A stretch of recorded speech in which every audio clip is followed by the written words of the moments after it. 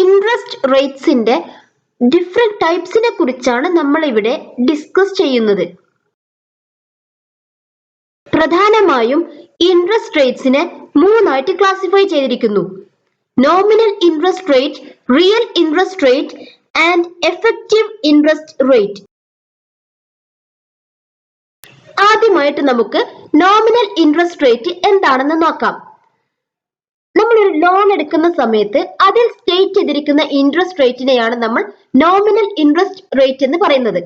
അതിനിപ്പോ നമ്മൾ cash borrow ചെയ്യുകയാണെങ്കിൽ ആ ടൈമിൽ നമ്മൾ പറയുന്ന ഇൻട്രസ്റ്റ് റേറ്റ്, അതാണ് നോമിനൽ ഇൻട്രസ്റ്റ് റേറ്റ്. ഒരു എക്സാമ്പിൾ എടുക്കുകയാണെങ്കിൽ നമ്മളിപ്പോ ബാങ്കിൽ നിന്ന് 1,00,000 rupees ലോൺ എടുക്കുകയാണ്. ആ സമയത്ത് ബാങ്ക് നമ്മളോട് പറയുന്നു ഇതിന്മേൽ 6% ഇൻട്രസ്റ്റ് ആണ് ഉള്ളതെന്ന്. ആ ഒരു 6% ഇൻട്രസ്റ്റിനെയാണ് നമ്മൾ നോമിനൽ ഇൻട്രസ്റ്റ് റേറ്റ് എന്ന് പറയുന്നത്. അത് 6% ആവാം, 8% ആവാം, 10% ആവാം. അങ്ങനെ ബാങ്ക് നിശ്ചയിക്കുന്ന ഏതൊരു റേറ്റും ആവാം. ബട്ട് ആ ഒരു ടൈമിൽ നമ്മളോട് പറയുന്ന ആ ഒരു സ്റ്റേറ്റ് ചെയ്യുന്ന ആ ഇൻട്രസ്റ്റ് റേറ്റിനെയാണ് നമ്മൾ നോമിനൽ ഇൻട്രസ്റ്റ് റേറ്റ് എന്ന് പറയുന്നത്. അതിന് ഇൻഫ്ലേഷൻ ഒന്നും കണക്കിലെടുക്കുന്നില്ല ഈ ഇൻട്രസ്റ്റ് റേറ്റ് നമ്മളോട് പറയുന്ന സമയത്ത്. അല്ലെങ്കിൽ നമ്മൾ മനസ്സിലാക്കുന്ന ആ ഇൻട്രസ്റ്റ് റേറ്റിൽ ഇൻഫ്ലേഷനെ കുറിച്ച് നമ്മൾ ചിന്തിക്കുന്നേയില്ല. അത് സ്റ്റേറ്റ് ചെയ്യുന്ന ഇൻട്രസ്റ്റ് റേറ്റ് ആണ്. അതിൽ ഇൻട്രസ്റ്റ് കോമ്പൗണ്ട് ചെയ്യുമ്പോൾ ഉണ്ടാകുന്ന അഡ്ജസ്റ്റ്മെന്റിനെ കുറിച്ചും ഒന്നും നമ്മൾ അവിടെ ചിന്തിക്കുന്നില്ല. ജസ്റ്റ് സ്റ്റേറ്റ് ചെയ്ത ഇൻട്രസ്റ്റ് റേറ്റ്, അതാണ് നോമിനൽ ഇൻട്രസ്റ്റ് റേറ്റ്. പലപ്പോഴും കൺസ്യൂമേഴ്സ് പേ ചെയ്യുന്ന ഇൻട്രസ്റ്റ് ഈ നോമിനൽ ഇൻട്രസ്റ്റ് റേറ്റിനെ ബേസ് ചെയ്തായിരിക്കില്ല. കോമ്പൗണ്ട് ചെയ്ത് വരുന്ന ഇൻട്രസ്റ്റ് ഈ നോമിനൽ ഇൻട്രസ്റ്റ് റേറ്റിനേക്കാളും അധികമായിട്ടാണ് വരാറുള്ളത്. നോമിനൽ ഇൻട്രസ്റ്റ് റേറ്റ് കാൽക്കുലേറ്റ് ചെയ്യാനുള്ള formula R is equal to M into 1 into I whole raised to 1 divided by M minus 1. അതിൽ I എന്ന് വെച്ചാൽ എഫക്റ്റീവ് റേറ്റ്, R എന്ന് വെച്ചാൽ സ്റ്റാൻഡേർഡ് റേറ്റ്. അതാണ് നമുക്ക് ഫൈൻഡ് ചെയ്യാനുള്ള nominal interest rate. M means number of compounding periods. അപ്പോൾ effective റേറ്റും നമ്പർ ഓഫ് കോമ്പൗണ്ടിങ് പീരിയഡ്സും നമുക്ക് അറിയാമെങ്കിൽ അതിൽ നിന്ന് നമുക്ക് നോമിനൽ ഇൻട്രസ്റ്റ് റേറ്റ് എത്രയാണെന്ന് കാൽക്കുലേറ്റ് ചെയ്തെടുക്കാം ഈ ഫോർമുല യൂസ് ചെയ്തുകൊണ്ട്. അടുത്തതായിട്ട് നമുക്ക് റിയൽ ഇൻട്രസ്റ്റ് റേറ്റ് എന്താണെന്ന് നോക്കാം. അഡ്ജസ്റ്റ് ചെയ്ത ഇൻട്രസ്റ്റ് റേറ്റിനെയാണ് നമ്മൾ റിയൽ ഇൻട്രസ്റ്റ് റേറ്റ് എന്ന് പറയുന്നത്. എന്ത് അഡ്ജസ്റ്റ് ചെയ്ത ഇൻട്രസ്റ്റ് റേറ്റ്? ഇൻഫ്ലേഷൻ അഡ്ജസ്റ്റ് ചെയ്ത ഇൻട്രസ്റ്റ് റേറ്റിനെയാണ് റിയൽ ഇൻട്രസ്റ്റ് റേറ്റ് എന്ന് പറയുന്നത്. എന്ന് വെച്ചാൽ ആക്ച്വലി നമുക്ക് സ്റ്റേറ്റ് ചെയ്തിട്ടുള്ള ഇൻട്രസ്റ്റ് റേറ്റ്, ഇപ്പൊ നേരത്തെ പറഞ്ഞ എക്സാമ്പിളില് ബാങ്ക് ഇപ്പൊ നമ്മളോട് 6% ഇൻട്രസ്റ്റ് ആണ് നമ്മൾ 1,00,000 ലോൺ എടുക്കുമ്പോൾ പറഞ്ഞിട്ടുള്ളതെങ്കിൽ ആ 6% ഇൻട്രസ്റ്റ് റേറ്റിൽ ഇൻഫ്ലേഷൻ റേറ്റും കൂടെ ഇൻക്ലൂഡഡ് ആയിരിക്കും. ഇൻഫ്ലേഷൻ നമുക്കറിയാലോ, ഇൻഫ്ലേഷൻ ഇത്ര പെർസെന്റേജ് ഇൻഫ്ലേഷൻ ആണെങ്കിൽ ആ ഒരു റേറ്റ് കൂടി ആ ഇൻട്രസ്റ്റിൽ ഇൻക്ലൂഡഡ് ആയിരിക്കും. ചിലപ്പോൾ 2% ആണ് ഇൻഫ്ലേഷൻ റേറ്റ് എങ്കിൽ ആ 6% എന്ന് പറയുന്നതിന്റെ 2% ഇൻഫ്ലേഷൻ ആണ്. അപ്പൊ ആക്ച്വലി ഇൻട്രസ്റ്റ് റേറ്റ് 4% ആണ്. എന്ന് വെച്ചാൽ നമ്മളിപ്പോ 6% പേ ചെയ്യുന്നുണ്ട് എങ്കിൽ പോലും ബാങ്കിന് ശരിക്കും പറഞ്ഞാൽ അതിന് 4%ന്റെ യൂസ്ഫുൾനെസ് ഉണ്ടാവുകയുള്ളൂ.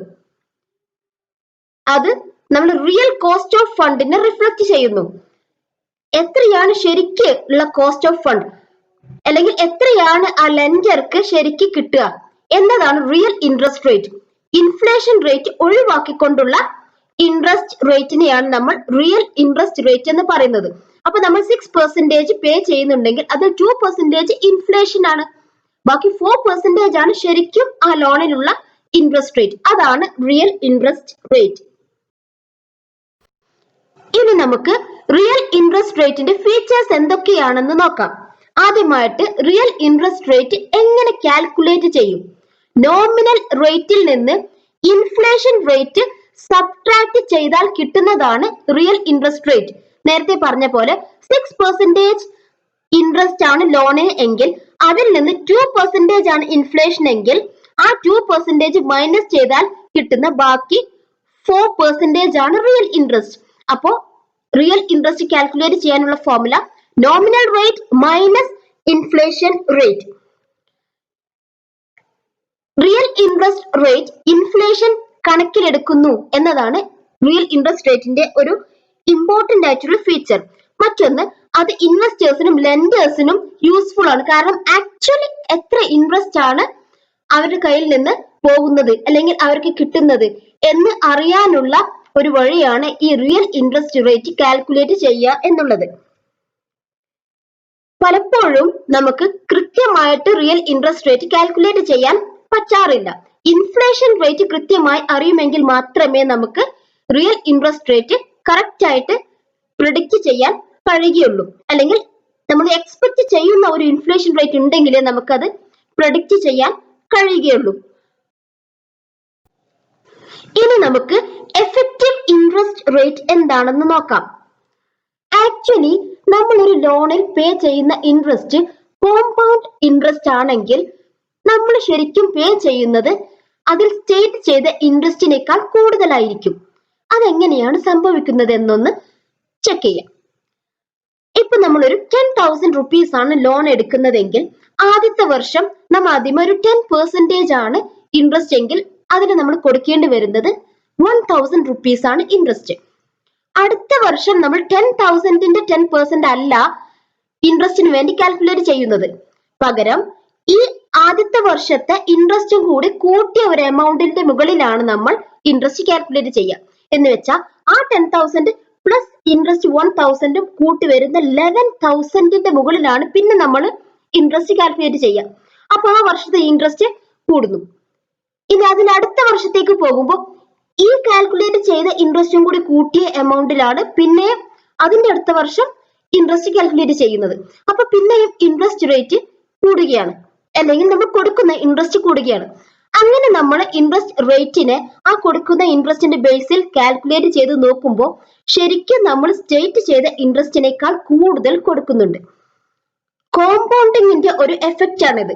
അങ്ങനെ കോമ്പൗണ്ടിങ്ങിന്റെ എഫക്റ്റ് കൂടി കൺസിഡർ ചെയ്ത് നോക്കുമ്പോൾ 6% ഇൻട്രസ്റ്റ് എന്ന് പറയുന്നത് പലപ്പോഴും നമ്മൾ 6.5%ഓ അല്ലെങ്കിൽ 6.6%ഓ അല്ലെങ്കിൽ ചിലപ്പോൾ 6.8%ഓ ഒക്കെ ചിലപ്പോൾ നമ്മൾ ഇൻട്രസ്റ്റ് കൊടുക്കുന്നുണ്ടാകും. അതിനെയാണ് എഫക്റ്റീവ് ഇൻട്രസ്റ്റ് റേറ്റ് എന്ന് പറയുന്നത്. കോമ്പൗണ്ടിങ് പീരിയഡ് കൂടുന്നതിനനുസരിച്ച് എഫക്റ്റീവ് ഇൻട്രസ്റ്റ് റേറ്റും കൂടും. ആനുവലി ആണ് കോമ്പൗണ്ട് ചെയ്യുന്നതെങ്കിൽ വരുന്ന ഇൻട്രസ്റ്റ് ആയിരിക്കില്ല സെമി ആനുവലി അല്ലെങ്കിൽ ഹാഫ് ഇയർലി നമ്മൾ കോമ്പൗണ്ട് ചെയ്യുമ്പോൾ വരുന്ന ഇൻട്രസ്റ്റ് ഒരല്പം കൂടുതലായിരിക്കും. ഇനി ക്വാർട്ടേർലി ആണ് കോമ്പൗണ്ട് ചെയ്യുന്നതെങ്കിൽ ഒരു വർഷം 4 തവണ ഇൻട്രസ്റ്റ് കോമ്പൗണ്ട് ചെയ്യുന്നു. അപ്പോഴൊക്കെ ഈ ഇൻട്രസ്റ്റ് കൂടിക്കൊണ്ടിരിക്കുകയാണ്. അങ്ങനെ വരുമ്പോൾ നമ്മൾ ആനുവലി കോമ്പൗണ്ട് ചെയ്തതിനേക്കാൾ കൂടുതൽ നേരത്തെ പറഞ്ഞ പോലെ ഹാഫ് ഇയർലി കോമ്പൗണ്ട് ചെയ്യുമ്പോൾ ഇൻട്രസ്റ്റ് കൂടും. ഈ ഹാഫ് ഇയർലി കോമ്പൗണ്ട് ചെയ്തപ്പോൾ കിട്ടിയ ഇൻട്രസ്റ്റിനേക്കാൾ കൂടുതലായിരിക്കും ക്വാർട്ടേർലി കോമ്പൗണ്ട് ചെയ്ത ഇൻട്രസ്റ്റ് വരുന്നത്. അതിനേക്കാൾ കൂടുതലായിരിക്കും മന്ത്ലി കോമ്പൗണ്ട് ചെയ്യുകയാണെങ്കിൽ ഇൻട്രസ്റ്റ് വരിക. അപ്പൊ അത്തരത്തിൽ നമ്മൾ കൊടുക്കുന്ന ആക്ച്വൽ ഇൻട്രസ്റ്റ് റേറ്റിനെയാണ് എഫക്റ്റീവ് ഇൻട്രസ്റ്റ് റേറ്റ് എന്ന് പറയുന്നത്. അത് സ്റ്റേറ്റഡ് ഇൻട്രസ്റ്റ് റേറ്റിനേക്കാളും അല്ലെങ്കിൽ നമ്മൾ നേരത്തെ പറഞ്ഞ നോമിനൽ ഇൻട്രസ്റ്റ് റേറ്റിനേക്കാളും കൂടുതലായിരിക്കും. ഇനി എഫക്റ്റീവ് ഇൻട്രസ്റ്റ് റേറ്റ് കാൽക്കുലേറ്റ് ചെയ്യാനുള്ള ഫോർമുല ഒന്ന് നോക്കാം. Effective interest rate is equal to 1 plus I by n whole raised to n minus 1.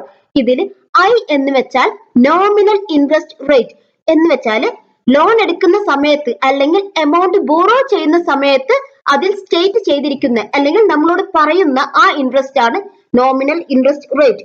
n എന്ന് വെച്ചാൽ number of periods of compounding. എത്ര പീരിയഡ് ആണ് ആ ഒരു വർഷത്തിനകത്ത് കോമ്പൗണ്ട് ചെയ്യാൻ വരുന്നത് എന്നതാണ്. ഇപ്പൊ 4 വർഷമാണ് നമുക്ക് ആ ലോൺ പീരിയഡ് എങ്കിൽ ഇയർലി കോമ്പൗണ്ട് ചെയ്യുകയാണെങ്കിൽ 4 ആയിരിക്കും n. അതല്ല ഹാഫ് ഇയർലി കോമ്പൗണ്ട് ചെയ്യുകയാണെങ്കിൽ ഒരു വർഷം തന്നെ 2 തവണ കോമ്പൗണ്ടിങ് വരുന്നുണ്ട്. അപ്പൊ 4 വർഷത്തിൽ 8 കോമ്പൗണ്ടിങ് പീരിയഡ്സ് വരും. അപ്പൊ n 8 ആകും. അങ്ങനെയാണ് n എത്രയാണെന്ന് നമ്മൾ നോക്കുന്നത്. ഇത്രയും പറഞ്ഞതിൽ നിന്ന് നമുക്ക് മനസ്സിലാക്കാം നോമിനൽ ഇൻട്രസ്റ്റ് റേറ്റ് എന്നാൽ നമ്മൾ ഒരു ലോൺ എടുക്കുന്ന സമയത്ത് അല്ലെങ്കിൽ ഒരു സംഖ്യ ബോറോ ചെയ്യുന്ന സമയത്ത് സ്റ്റേറ്റ് ചെയ്യുന്ന ഇൻട്രസ്റ്റ് ആണ് നോമിനൽ ഇൻട്രസ്റ്റ് റേറ്റ്. ഈ നോമിനൽ ഇൻട്രസ്റ്റ് റേറ്റിൽ ഇൻഫ്ലേഷൻ അടങ്ങിയിട്ടുണ്ട്. ആ ഇൻഫ്ലേഷൻ എത്രയാണെന്ന് കണ്ടെത്തി ആ റേറ്റ് റിമൂവ് ചെയ്താൽ ബാക്കി കിട്ടുന്നതാണ് റിയൽ ഇൻട്രസ്റ്റ് റേറ്റ്.